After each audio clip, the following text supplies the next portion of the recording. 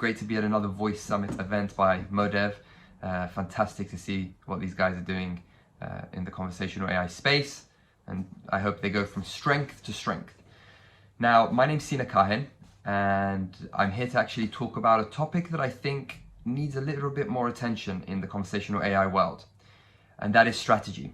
So the title of the topic is Strategy Over Hype: Why Your Voice Experience Didn't Meet Its Expectations. And the reason why I decided to speak about this topic is because I think, like with any other new emerging technology, when designers and developers see this new technology, they want to jump on it. So they're very tech-driven. And what happens as a result of this tech-driven mentality is that you lack the needs-driven motivation to actually create these products. In other words, we're so eager to develop something on this new platform with this new technology that we kind of forget if there's a strategic objective that we have with this new technology.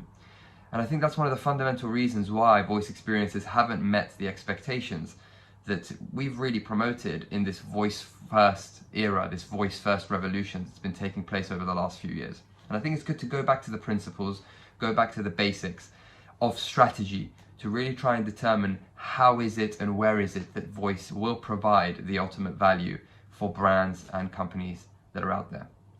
I think a good place to start is, to think, or to really ask who the heck I am and who am I and what am I doing here.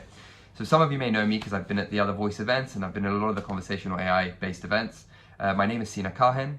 I'm a biomedical scientist by trade, went into the medtech world, did an MBA, really interested in emerging tech within the operating room, and kind of developed my kind of philosophy to the conversational AI world as being something where I'm able to put together academic principles from academia, whether it's from psychology, behavioral sciences, philosophy, and try to take those elements that I think are useful for all emerging tech and bring them into voice technology.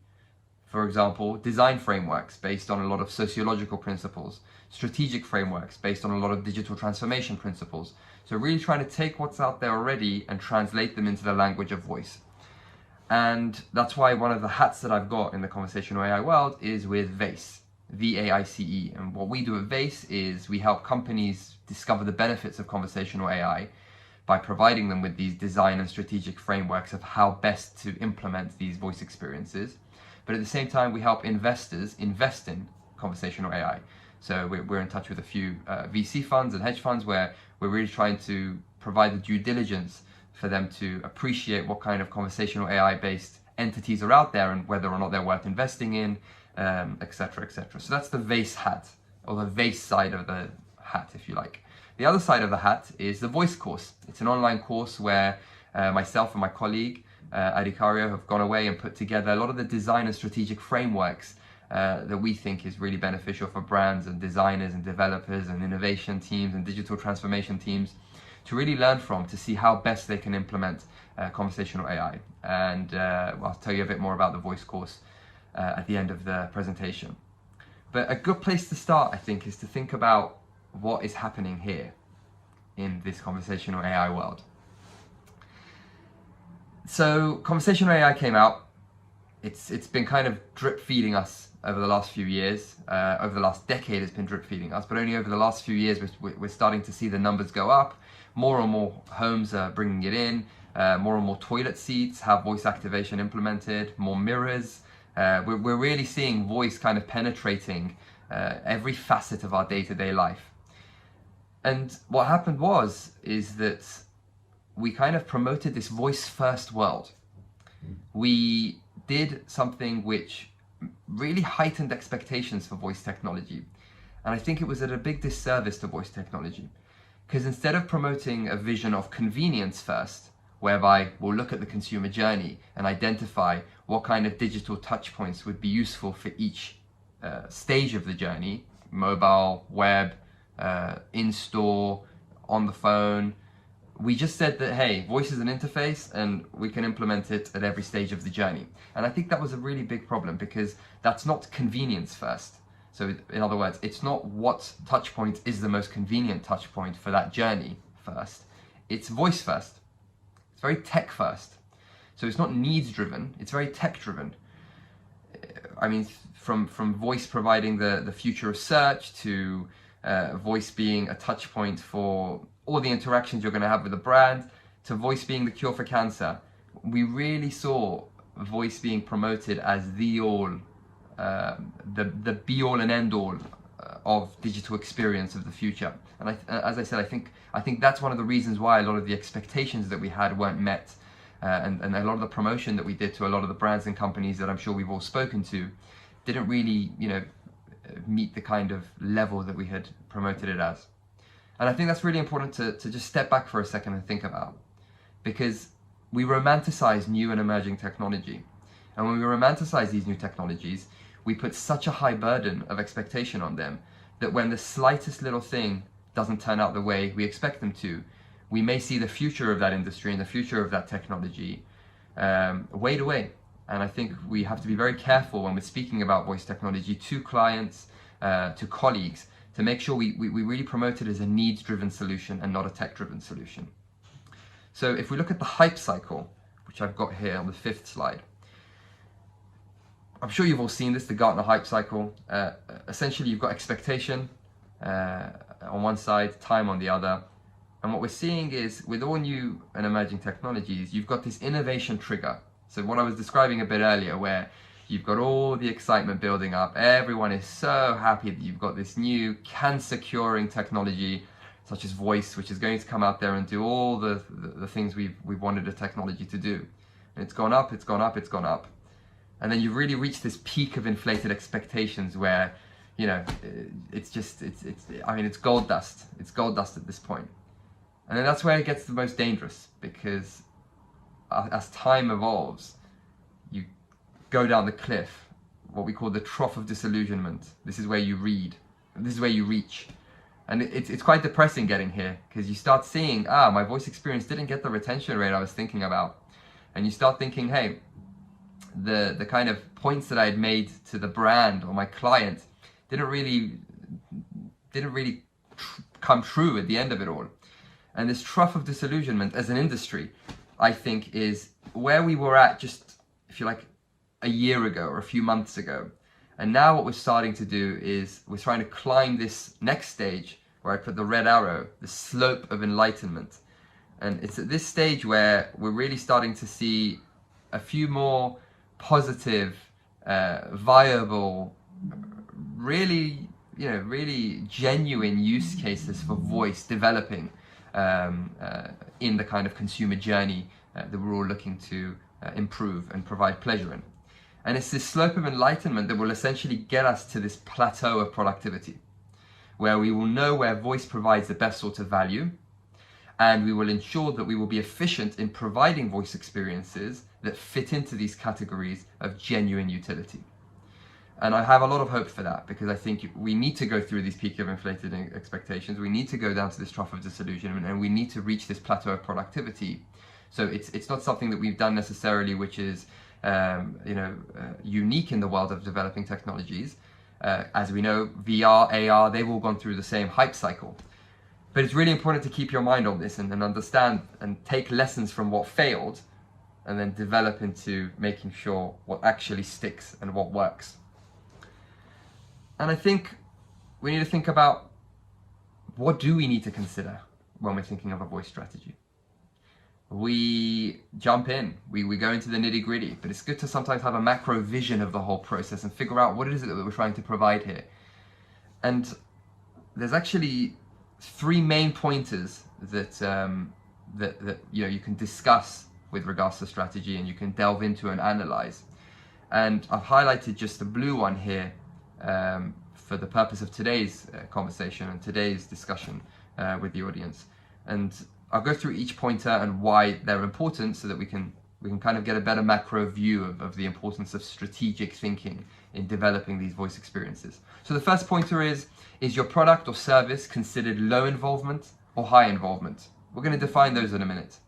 But why is that important? Because it really manages the expectation of what the voice experience can provide to the customer. The next pointer is, what is the consumer journey for your product or service? What are the different stages? What are the touch points that exist right now? Why does that matter? Because once we map out what the current consumer journey is, we can then help discover the consumer pain points. And by knowing what kind of utility voice can provide, we can match those to the pain points that may exist in the existing customer journey, and then provide this marriage of voice and pain point and provide this whole solution as an outcome. So that's the second pointer. And the third pointer, again, very underestimated, but you can get a lot of great utility out of this, is to question, what kind of data do you have? What insights can you gather from this sort of data? And the reason why this is so important strategically is because it helps utilize your existing data sets to provide some novel features to the voice experience. At the end of the day, the data that a company has is novel data, because only that company has that data. So with this novel data, you can provide novel experiences that other companies that don't have the same data can provide. So it's really important to consider that as well. But as I said, for the purposes of today's discussion and the time constraints that we have, I think it's good to go through the first point, which I think is the fundamental starting point for any strategic work, regardless of voice, which is determining whether or not your product or service is considered a low involvement product or a high involvement product, and what are the design considerations that should come out of the conclusions, if you like, from this first step. So, involvement level. Let's dig in. Now, involvement, the definition of it in this, business lexicon, is the importance of perceived consequences of the purchase to a consumer. Now, the level involvement, it really determines the extent of effort that a person will put into the purchase decision. And there's really two main considerations here. It's the amount of time that the consumer will spend making the decision to buy your product or service. And then it's the amount and quality of information required to aid in their decision-making process. So we've got time and quality. Let's dig in a little bit more. Now, the level of involvement, it varies. So the time varies, the quality of information you provide varies, depending on a lot of the perceived risks that come with your product or service. So there are social risks. Will I look like an idiot if I wear these shoes? Will I be ostracized if I go to this event? Financial risk. Will I be at a great loss if I invest in this? Will it not really make a difference to my bank account because it's such a basic product that, hey, there's not much financial risk. I'm not really gonna suffer from this. And health risk. If your product or service is providing things to do with health, that's quite important to make sure that the decision-making process of the consumer is aided as much as possible, because it's a heavy risk that has consequences. So social risk, economic, financial risk, and health risk. Let's give some examples now. High involvement products or services, things like cars, things like life insurance, things like holidays. These are all high involvement products and services, because at the end of the day, these things come with high financial risk. They don't necessarily come with high social risk. It might do. The car, I would argue, does come with social risk. Definitely can come with health risk. If you're getting health insurance or if you're getting life insurance, it's really important that you kind of mitigate those risks. So those are the kind of high involvement products and services that we can think about. Then there's low involvement products and services. These are things that come with low perceived risks, such as beverages, getting a drink from the coffee shop, getting a pastry, a subscription of a magazine, not costing that much a month. But it's really important there to understand that you've got something where the risks are much lower. And when you start determining where your product and service fits in, and it may be that you have some products that fit into the high involvement category and you have some products that fit into the low involvement category. But it's really important to start thinking about where it is that these products fit in based on these three risks: social risk, financial risk, health risk.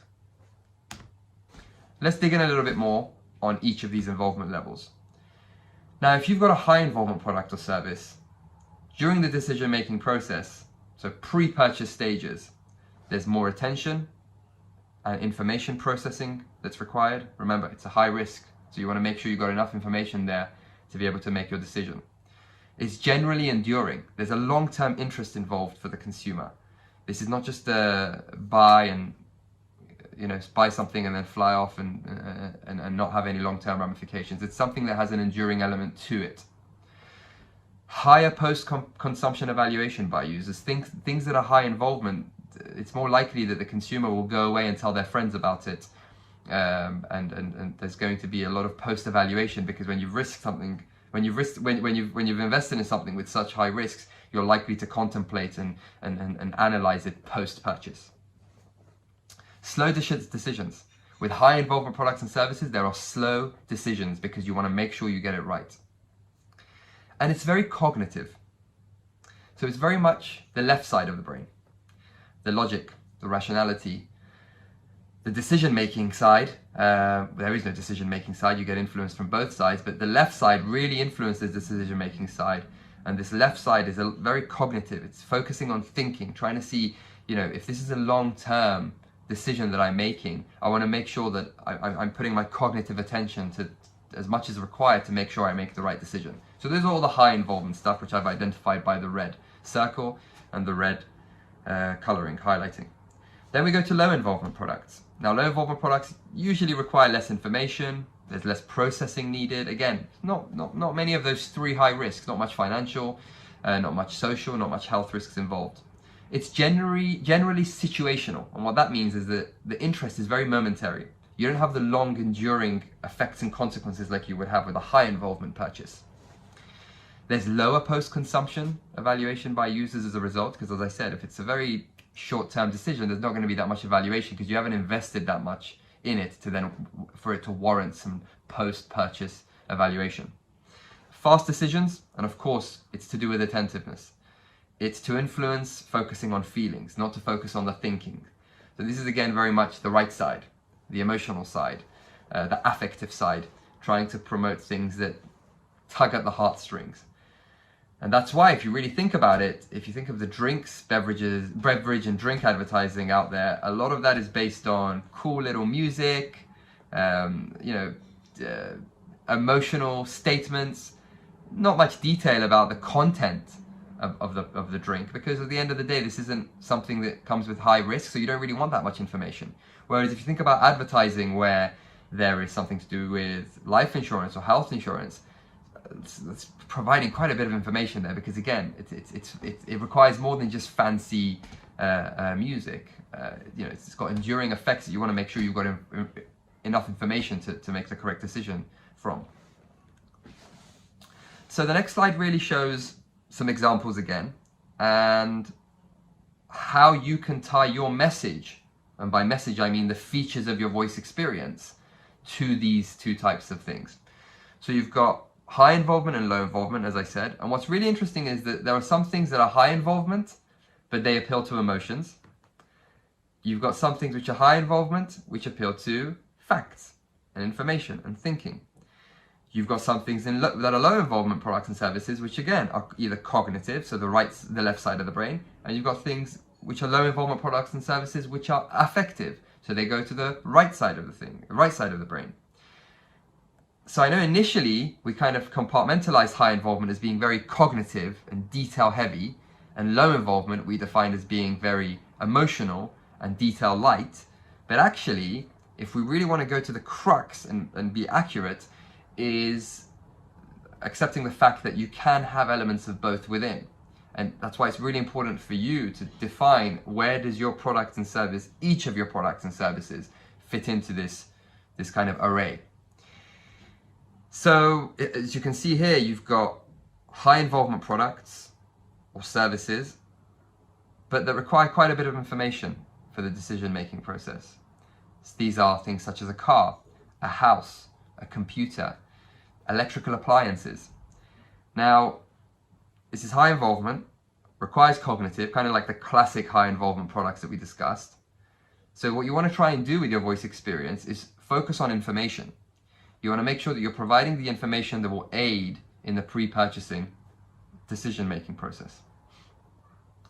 What if you've got a high involvement product or service which actually has, an emotional element to it, quite a strong emotional element, products such as jewelry, fashion clothing, music, art, restaurants, and car and house can also have an emotional element.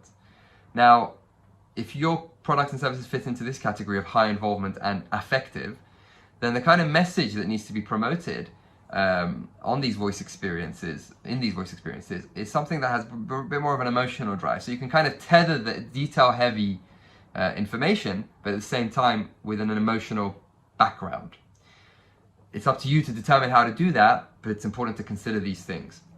Now we go to low involvement. What if it's a low involvement product, but there's still some sort of cognitive detail-heavy, not detail-heavy, but a bit more detail than you would otherwise think a low involvement product or service would demand. Things like household items, basic food items. Now, if they're low involvement, but there's still some rationality involved, I think a really important point here is the voice experience should kind of promote the differentiation points of your product or your service relative to others. Because if there's many out there, low involvement products, usually there's tons and tons of Mr. Me Too's out there. Lots of mimicking done in low involvement product circles. So how are you going to differentiate yourself as a product and service on a voice experience relative to others? That's something really important to consider. So if you're a toilet paper brand, and there's tons of toilet paper brands out there, what kind of features do you think your voice experience needs to provide to kind of differentiate itself from all the others? Now, if you've got a low involvement product which comes with the affective side of things, so it's got some emotion heavy connotations, products such as liquor, alcohol, candy, ice cream, snacks, this is the kind of classical low involvement kind of voice experience design, which is focus on positivity. Try to come up with features that are fun, features that are positive, features that produce pleasure, as opposed to the heavy detail of going through the details of your product, what it does, etc., etc. And I think that's a really good way of kind of strategically determining the utility that your voice experience will provide, depending on the the corner of this table that your product or service fits into. So now let's think about it a bit more micro. How can involvement level influence your voice strategy? We've already said a little bit about it, but let's go for some more direct examples. So your product or service, you've defined that it's a low involvement product or service. Now, what your voice experience can provide in this scenario is a pre-purchase stage of building awareness. You can provide inspirational or practical content that will be there to really build awareness of what your product is about and what it can do. Pre-purchase stage of driving engagement. So maybe get people to drive engagement through their social media platforms. There are options out there for voice experiences to link to your social media accounts. And it's really important to think about that. How can you drive engagement from a voice experience? I haven't seen too much of it, but I think that's an area that really needs to be tapped into. Transaction facilitation at the purchase stage. I think this is really important. Since it's a low involvement product, it doesn't require that much time. So a voice experience we know is very frictionless, especially the purchase stage. So if you've got a low involvement product, make the transaction stage as easy as possible. Facilitate it, because it's not a high risk product. A consumer is more likely to buy it at a moment's desire. It's a very momentary decision. So make sure you provide that kind of purchase feature in the voice experience, because if it's a low involvement product, they're more likely to just make a decision without thinking about it too much. And then quick information for a product that you otherwise wouldn't spend too much time on, or the consumer wouldn't spend too much time on going online or going to a store to find out about. So find those sweet spots of information that usually a user would be like, hey, I can't be bothered to go and find that information out because I have to go online, I have to go to a store. Great, find out what those questions are that a consumer may want to know about your product, put them in a voice experience, because it doesn't have that same level of friction than going online or going to a store may have. Now let's think about high involvement. If your product or service is high involvement, you've determined that it is, what can your voice experience provide at the different consumer stages? Pre-purchase stage, awareness. Again, awareness and engagement. Try to provide that inspirational, practical content that will be a little bit more heavy in the detail, because again, that's what we said high involvement products usually demand. So really use your voice experience to be there to provide the kind of information that's going to aid them in the decision-making process, which may not actually take place. The transaction may not actually take place in the voice experience, but it may be a very good kind of influence or trigger for the purchase to be made on other platforms, whether it's in store, online, etc., etc. So this is awareness and engagement leading to transaction, not necessarily via the app. Post-purchase stage service. So you've invested heavily. We said that high involvement products have some post-consumption evaluation that low involvement products don't. So what kind of service can you provide post-consumption, post-purchase? Think about that. And of course, post-purchase stage of building the kind of brand advocacy out there. Again, tethering it to social media.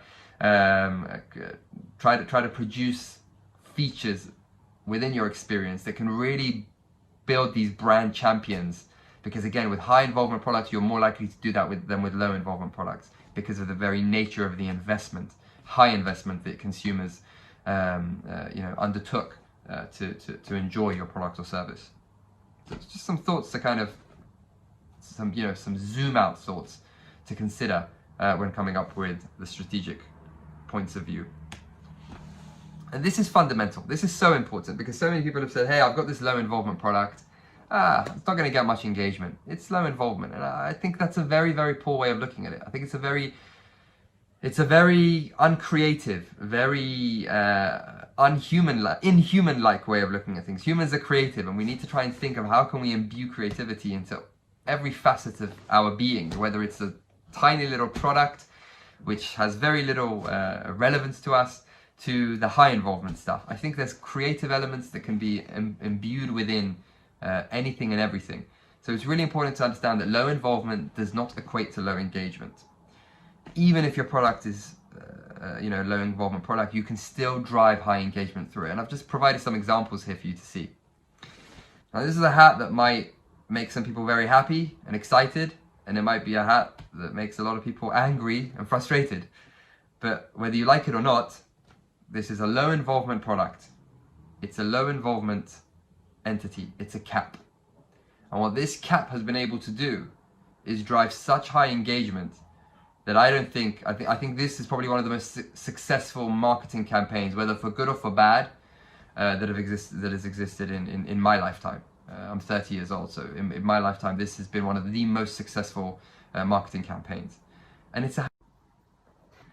And all it is it's a hat. So it's really important to try and understand that a low involvement product such as a cap can influence so much engagement and drive so much engagement. So keep that in mind about whatever low involvement product or service you have. You can still create a lot of engagement via a voice experience if you do it correctly. Again, now more related to voice actually. A low involvement product such as a beverage. Here we've got TALISKER whiskey, which is out by the guys at Diageo. Very low involvement product. Low risk. Something that you would kind of think, hey, this might not need a voice experience, but indeed what happened was a voice experience was created where it doesn't give you, detail heavy, boring conversation. It's providing this tasting experience where you are sitting with your glass and the music in the background, and there's this tasting experience where it's providing you information on all the subtle hints that exist in the ingredients of this whiskey beverage. So what's happened here is it's a low engagement product that actually can drive, a low involvement product that can drive high engagement through a voice experience. So it's really important to keep that in mind. Now, I think it's a good start to really think about the strategic overview of your voice experience. As I've said, there's other pointers. We discussed these other pointers in our voice course on the voicecourse.co, and we don't have time to go through all of them. But I thought what I'd do with the first one is really give you an overview of a very basic examination that needs to take place to really determine your voice design, voice development for these experiences that we're all eager to create.